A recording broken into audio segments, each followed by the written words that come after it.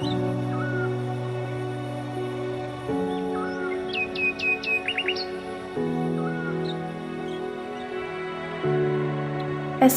Negeri 1 Perhentian Raja adalah sekolah menengah kejuruan yang terletak di Kabupaten Kampar, Provinsi Riau. Sekolah ini telah berdiri selama 5 tahun sejak 2017. SMK memiliki program keahlian unggulan agribisnis perikanan air tawar yang bertujuan untuk menciptakan generasi muda yang memiliki semangat wirausaha.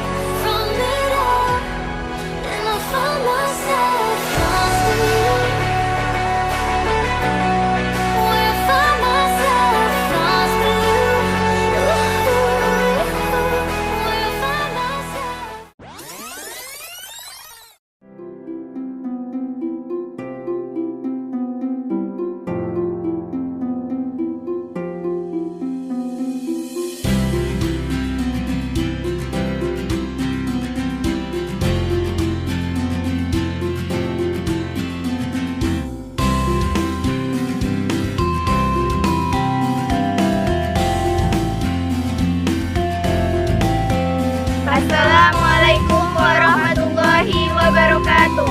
Kami dari SMK Negeri 1 Perhentian Raja siap menampilkan video pembelajaran tentang budidaya ikan koi yang baik. SMK bisa, SMK bisa, SMK bisa, bisa, bisa.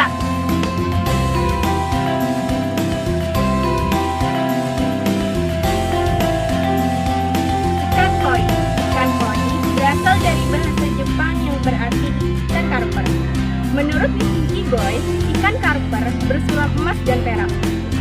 Di Jepang, ikan koi menjadi lambang cinta dan persahabatan.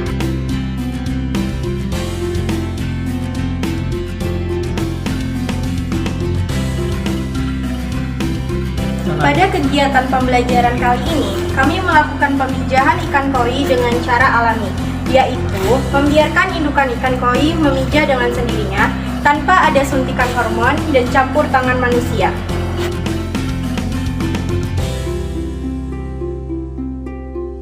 Tangguh induk berfungsi untuk mempermudah saat pengangkatan induk dalam proses seleksi induk.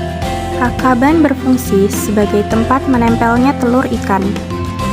Blower berfungsi sebagai penghasil gelembung udara untuk menjaga jumlah kadar oksigen terlarut pada air. Ramba berfungsi sebagai tempat pendedaran ikan. Bak fiber berfungsi sebagai tempat pemijahan ikan. Jaring sebagai penutup permukaan bak agar ikan tidak melompat saat proses pemijahan.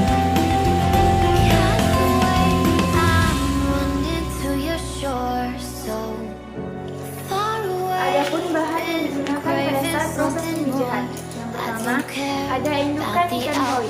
Indukan yang kami gunakan ada indukan jantan dan betina yang sudah matang gona dan siap dipijatkan. Kedua, ada larutan PK, berfungsi untuk menghilangkan bakteri pada bak pemijahan. Yang ketiga, ada air. Air yang kami gunakan adalah air bersih yang sudah diisikan selama 2-3 hari. Persiapan wadah meliputi pembersihan bak fiber dan melakukan sanitasi wadah, yaitu pemberian larutan PK yang berguna untuk menghilangkan bakteri. Setelah larutan PK diberikan, cuci bersih bak fiber dan isi air kembali bak fiber dengan ketinggian air 15-20 cm. Lanjut dengan pembuatan kakaban sebagai media atau substrat untuk menempelnya telur ikan. Setelah pembuatan kakaban selesai, bak fiber diberikan aerasi, lalu kakaban yang sudah siap dibuat diletakkan ke dalam bak fiber.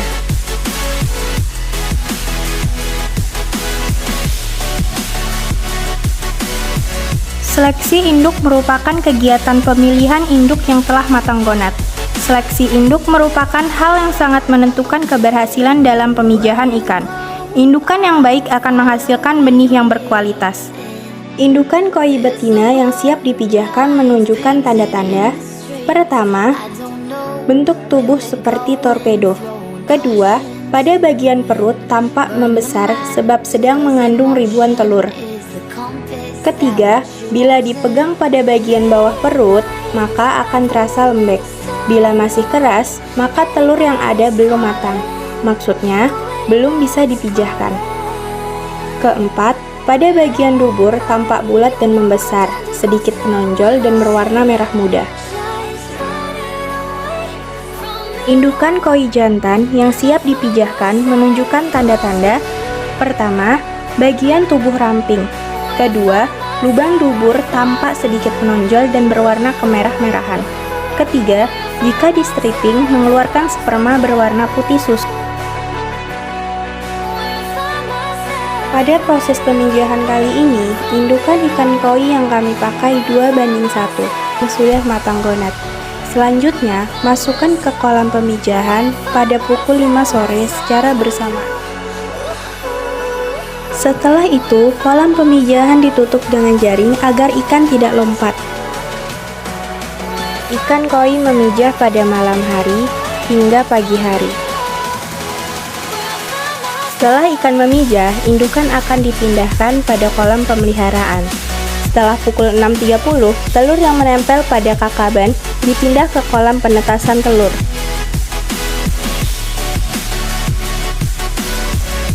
Setelah 24 jam, telur menetas menjadi larva.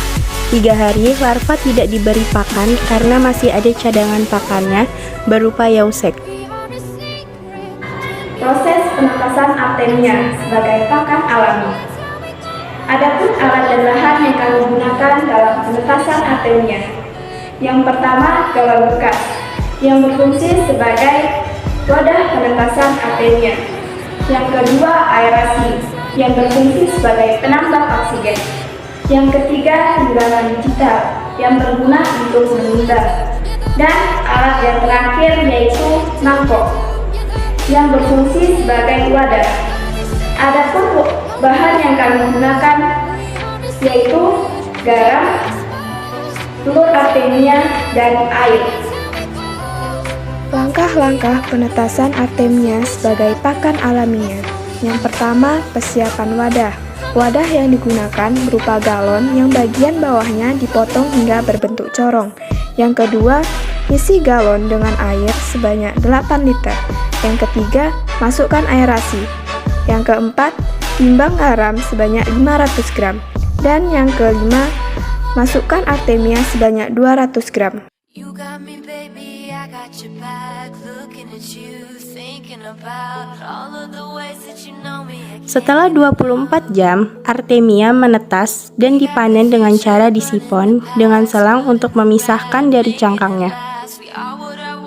Artemia diberikan selama 14 hari, pagi, siang, dan juga sore. Setelah larva berumur 14 hari, benih diberikan pakan alami berupa cacing sutra atau yang biasa dikenal tubifek, sampai larva berumur 3 minggu. Setelah itu diberi pakan tambahan berupa pelet udang. Pengontrolan kualitas air pada wadah pemeliharaan larva. Kami perlu melakukan pengecekan karena air adalah faktor kontrol paling utama dalam melakukan budidaya ikan koi. Oleh karena itu, kami selalu melakukan pengecekan kualitas air pada wadah pemeliharaan larva. Saat memasuki ruang labor perikanan, kami memiliki peraturan untuk memakai K3. Yang pertama, baju labor. Baju labor berfungsi sebagai pelindung tubuh. Yang kedua, sarung tangan lab. Sarung tangan lab berfungsi sebagai pelindung tangan. Ketiga, masker lab. Dan yang terakhir adalah masker lab, berfungsi untuk melindungi dari udara kotor. Feeling missing out on the things in life, on the things in life. Pada proses pemanenan benih dilakukan grading atau sortir untuk menentukan benih yang berkualitas dan siap jual. But I remember you gave me a mark. Setelah dipanen, selanjutnya ikan langsung disortir, dipilih kualitas kulit yang bagus dan warna yang cerah. Selanjutnya, ikan koi yang belum mencapai ukuran jual akan dibesarkan kembali di kolam pembesaran. Setelah ikan mencapai ukuran tertentu atau siap jual, selanjutnya melakukan promosi penjualan dengan sistem COD di sekolah, masyarakat sekitar, dan melakukan penjualan di beberapa pasar dan toko-toko.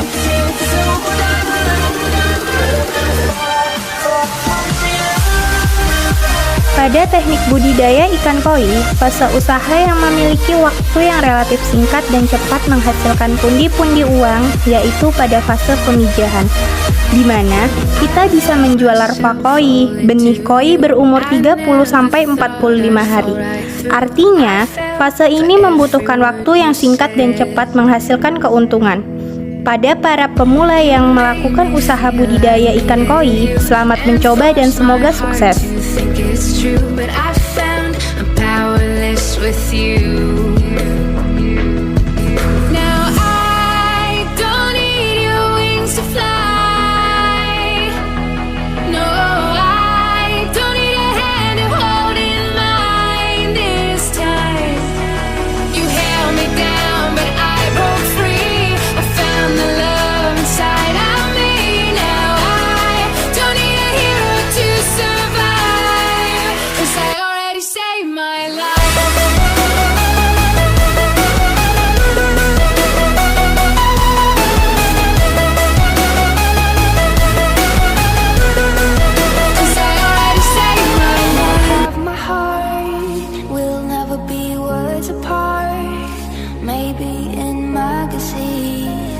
But you still be my star, baby, 'cause in the dark you can't see shiny cars, and that's when you need me there.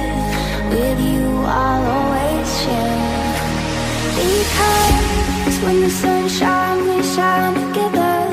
Told you I'll be here forever, said I'll always be your friend. Took an oath that I'm stick it out till the end.